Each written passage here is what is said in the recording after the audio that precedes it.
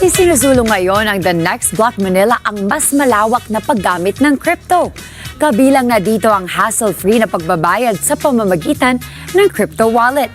Harten Molina sa report. Kapag crypto ang narinig, madalas agad naiisip ang investment at trading. Pero sa Next Block Manila, ipinakita ang iba't ibang gamit ng blockchain mula sa digital payments at rewards hanggang sa pagtatala ng mga record. At bago pa man gamitin ang teknolohiya, edukasyon muna ang binigyang diin. Always starts with the basic. With crypto, there's always risk. We have to be very careful. We have to be educated. That's why we built also CryptoU. So it's a free website that we've built on our chain to educate people because you have to start from the beginning. Hindi lang sa pagbabayad nakikita ang gamit ng blockchain. Sa NectarPay, maaaring direktang magbayad mula sa crypto wallet ng customer patungo sa wallet ng merchant nang mabilis at walang transaction fee sa pagitan. May ginagamit din itong paraan para ma-record ang pagpunta sa mga event.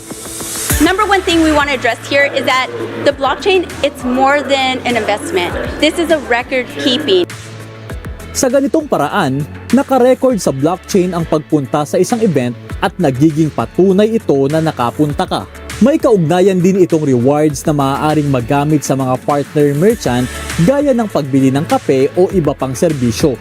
Pero para magamit ng maayos ang teknolohiya, mahalaga pa rin ang tamang kaalaman. The Next Block event is so important because education comes first, especially in the blockchain, and what we're doing in the Philippines matters a lot because the Philippines is already a step ahead in the digital world, and bringing education to the youth and the mobile activity that's already being displayed here. Kaya mensahe ng Next Block Manila, hindi dapat magmadali sa crypto. Mahalagang matuto muna kung paano gumagana ang blockchain at alamin ang mga panganib nito bago ito gamitin o bago mag-invest dito. Dahil ang blockchain hindi lang para sa trading, kundi isa ring teknolohiyang maaaring magamit sa araw-araw na buhay. Harten Molina para sa Mata ng Agila, matatag, matapang, matapat.